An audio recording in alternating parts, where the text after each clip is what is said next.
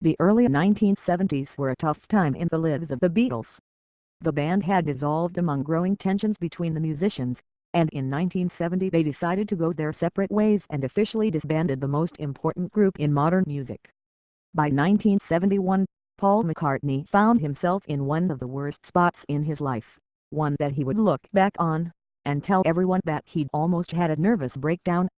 It was during this time that relations between the Beatles were at the most volatile, and in 1971, John Lennon sent a scathing letter to his former bandmate and then wife Linda McCartney. "I was reading your letter and wondering what middle-aged cranky Beatle fan wrote it." Lennon's typed and hand-annotated message to McCartney reads, "Do you really think most of today's art came about because of the Beatles?"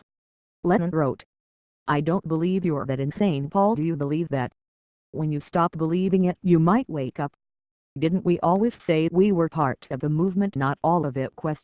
Of course, we changed the world, but try and follow it through. Get off your gold disc and fly."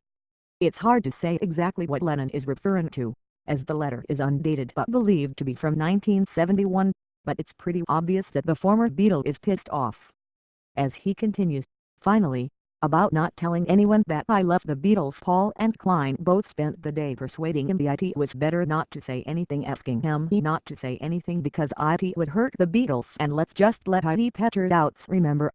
So get that into your petty little perversion of a mind, Mrs. McCartney. The cunts asked him to keep quiet about it.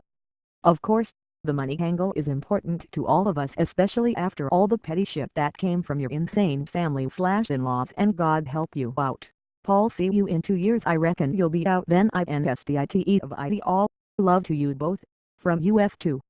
It's possibly among the most depressing pieces of Beatles memorabilia, and it's up for bid now from our auction in Boston. This charming correspondence is expected to sell for at least $20,000.